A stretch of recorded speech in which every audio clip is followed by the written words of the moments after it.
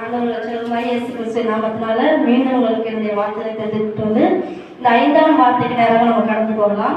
யோவான் எழுதின சுவிசேஷம் 19ஆம் அதிகாரம் 28வது வசனம். அதன் பின்பு எல்லாம் முடிந்தது என்று இயேசு அறிந்து வேத வாக்கியம் நிறைவேறத்தக்கதாக தாகமாய் இருக்கிறேன் என்றார். ஹல்லேலூயா. இது என்னது? கலைப்பு. நமக்கு கலைப்பு வருமா? இவ்வளவு நேரம் நீங்க பேசுறதை கேட்டாலே எனக்கு ரொம்ப கலைப்பா இருக்குங்களா? ஹல்லேலூயா.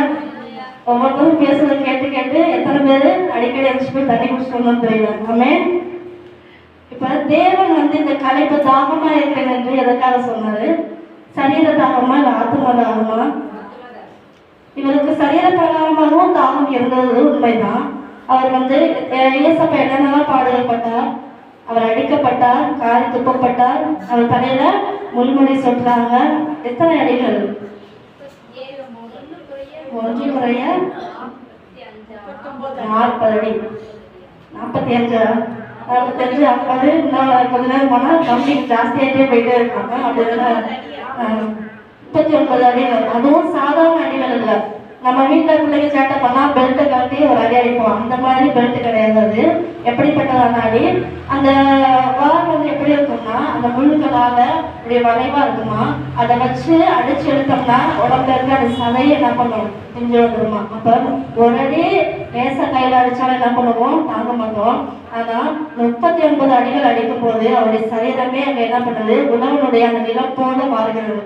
அப்படிப்பட்ட வேதனைகளை அடைந்து அவர் அது சிலுவையை சுமந்து கொண்டு இப்படிப்பட்டதான நம்ம வீட்டுல இருக்கிறாங்க அந்த பஞ்சு மெத்தையின் மேல் நடந்து சென்றார். அப்படியா?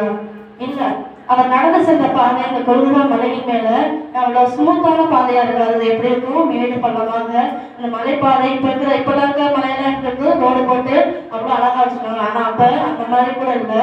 அவ்வளவு கரண்ட முரடான பாதை இல்லை. அந்த சிலுவையை சுமந்து கொண்டு அவர் போகும்போது உண்மையாகவே அந்த சரீரமான தாகமும் இருந்தது. ஆனா அவர் இங்க சொல்கிறது அந்த தாகத்தை அல்ல. எப்படிப்பட்டதான தாகம்? ஆத்ம தாகம். அவர் நம்முடைய வேதனைகள் எல்லாம் புரிந்து கொண்ட தேவனா இருக்கிறாமே. சங்கீதம் 69:21 கூட நம்ம வாசிக்கிறோம். சங்கீதம் 69:21. சங்கீதம் 69:21. 69. என் ஆகாரத்தில் கசப்பு கலந்து கொடுத்தார்கள், என் தாகத்துக்கு காடியை குடித்து கொடுத்தார்கள். ஹல்லேலூயா. இயேசு கிறிஸ்துவுடைய வாழ்க்கையில நடந்த ஒவ்வொரு காரியமும் அவருடைய பிதாவின் சித்தத்தின்படிதான் நடந்தது. அவருடைய சுய சித்தம் அங்க ஒண்ணுமே வெளிப்படல. அவரை குறித்து தீர்க்க தரிசனம் ஒவ்வொருத்தரும் சொல்லியிருக்கிறாங்க. அந்த தீர்க்க தரிசனங்கள் யாவும் நிறைவேறும்படியால் அவர் ஒவ்வொரு காரியமும் அவருடைய வாழ்க்கையில் நடக்குது. இங்க யார் அவரை குறித்து தீர்க்க தரிசனம் சொல்லியிருக்கிறாங்க? தாவீது ராஜா. அவர் இயேசுவை குறித்து இந்த கசப்பு கலந்த காடியை எனக்கு குடிக்க கொடுத்தாரு. அதே போலதான் இயேசப்பா அந்த சிலுவையை சுமந்து கொண்டு போகும்போது அங்கே என்ன பண்றாங்க?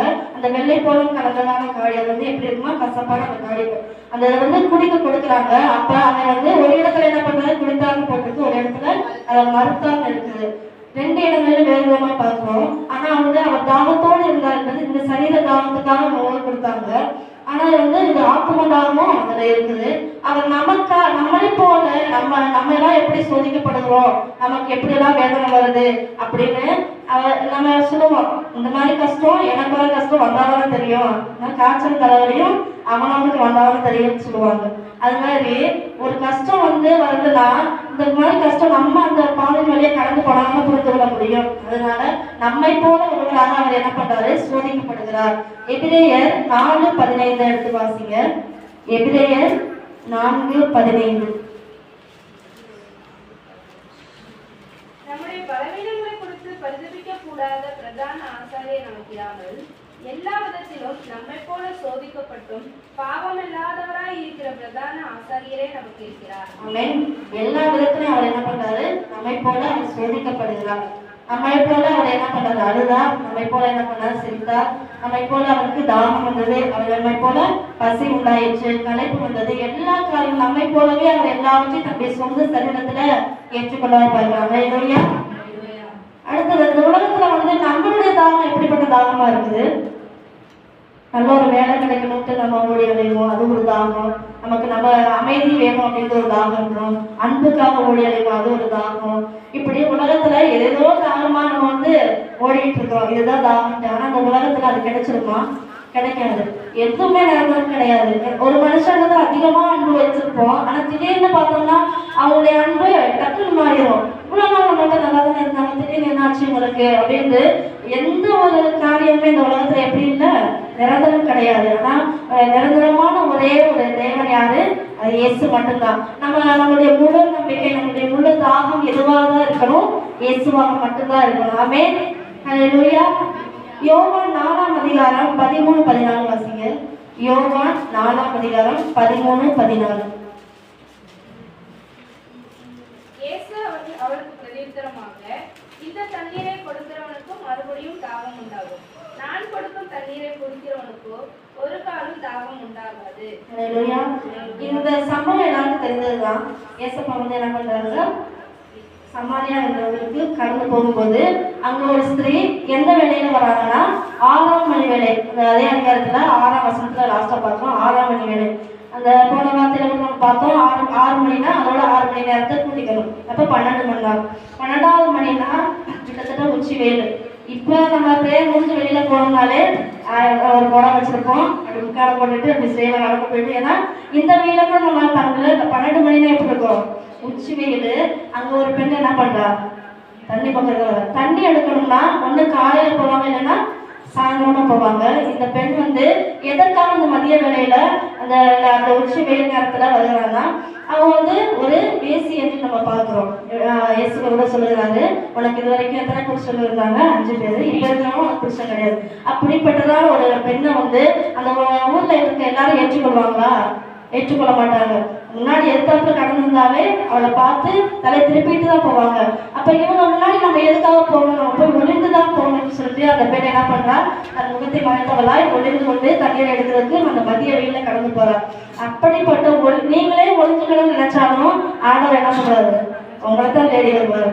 ஐயோ என்னால முடியாது, என்கிட்ட போய் இந்த பொறுப்பை கொடுக்குறாங்களே, என்ன போய் நம்புறாங்களே அப்படின்ட்டு நம்ம ஓடி ஒளிஞ்சிட முடியாது. ஆண்டவருக்கு நீங்க மட்டும்தான் தேவை. ஆமென். ஆமென். ஹல்லேலூயா. அப்படி ஒளிந்து தண்ணீர் எடுக்க வந்த பெண்ணிட்ட ஆண்டவர் என்ன பண்றாரு, தாகத்துக்கு தாங்கிட்டாரு. உண்மையா அவர் தாகத்துக்கு தான் தண்ணீர் கேட்டாருன்னா இல்ல, அவளை கொண்டு செய்ய வேண்டிய காரியம் அநேகமா இருந்தது அந்த இடத்துல. அவளிடத்துல கேட்கும் போது அவன் என்ன சொல்றாரு, நீ ஆண்டவரே நீ யூதனா இருக்க, என்கிட்ட போய் தண்ணி கேட்கலாமா அப்படின்ட்டு சொல்றாரு.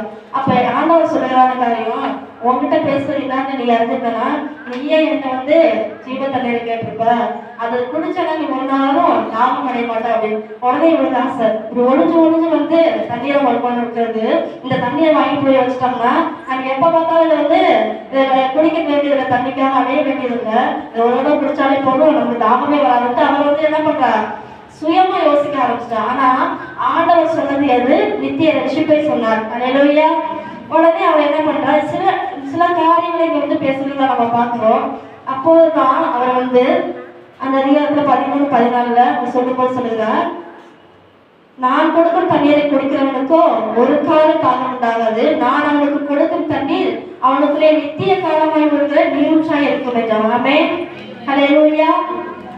நம்மளுடைய தாகம் என்னவா இருக்கணும், தேவனை தெரிஞ்சுக்கிறதா இருக்கணும். அந்த பெண்ணு அந்த இடத்துல அப்படியே அமைதியா இருக்கல, இப்படி எல்லாம் பேசுறாரு, நம்மளுடைய சொந்த காரியங்கள் எல்லாம் சொல்றாரு, இப்படி நம்ம நடந்து முடிஞ்சதெல்லாம் சொல்றாரு, ஒருவேளை என்ன இவரு தீர்க்கதரிசியா இருப்பாரோ அப்படின்னு சொல்லிட்டு அந்த இடத்துல ஒரு ஈஸியான வேலை, தண்ணி கேட்டாலும் தண்ணி கொடுத்தா முடிஞ்சு போச்சு. அந்த இடத்துல இவ்வளவு காரியங்களே பேசும்போது அப்ப அந்த பெண்ணை என்ன பண்றா, இப்படிப்பட்டதான் ஒருத்தரை நம்ம மட்டும் பார்த்து பேசினா பண்றாருன்ட்டு உடனே என்ன பண்றா, அவருக்கும் தண்ணி கொடுக்கல, இவளும் தண்ணி கொண்டு போகல, வந்த வேலையை மறந்துட்டா, இயேசு என்ன கேட்டான்றதே மறந்துட்டா. என்ன பண்றா, உடனே அந்த பணத்தை அங்கேயே வச்சுட்டு ஓடி போய் உங்களுக்குள்ள அறிவிக்கிறான்.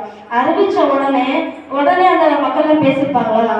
பேசியிருக்க மாட்டாங்க. அவளை நீ போய் என்கிட்ட பேசுறதா, நீ சொல்றது எப்படி உண்மையா இருக்கும், நீயே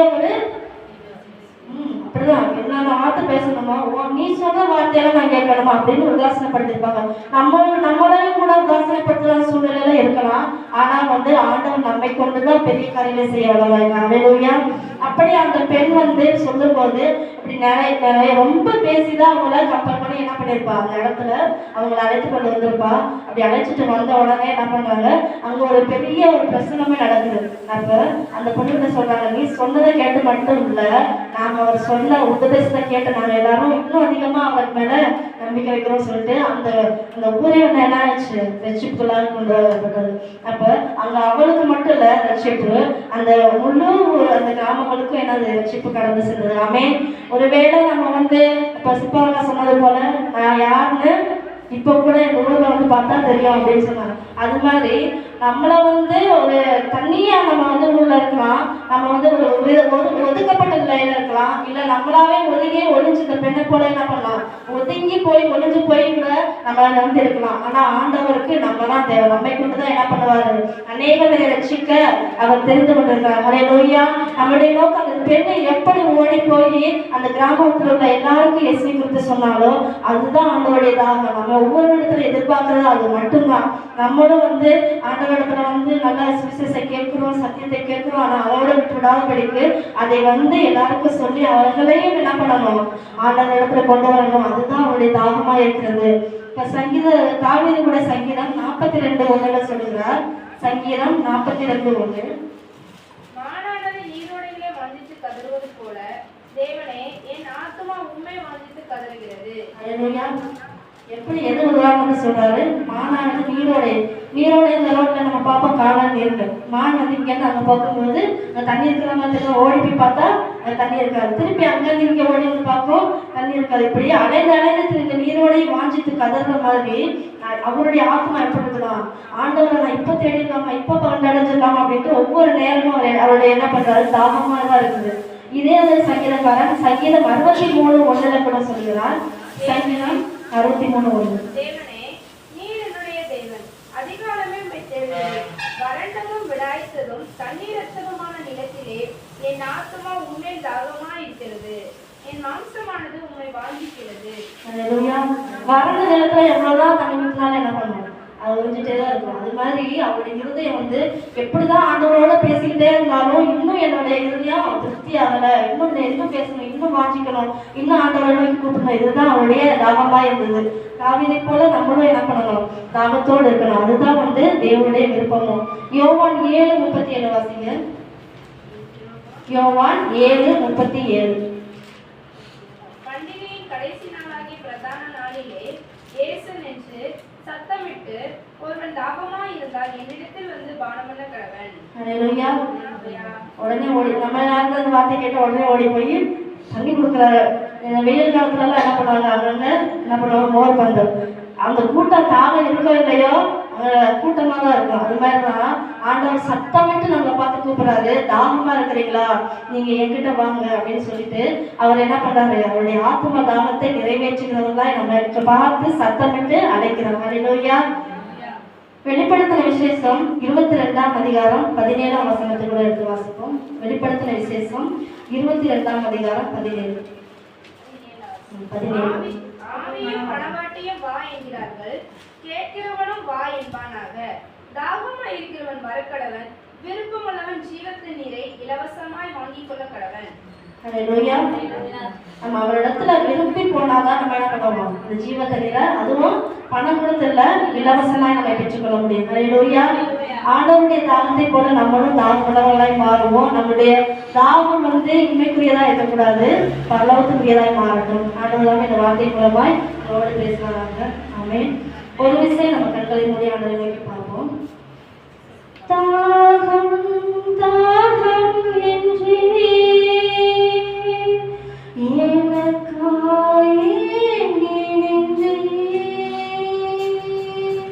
தாகம் தாகம் என்றே எனக்காய் ஏங்கி நின்றே,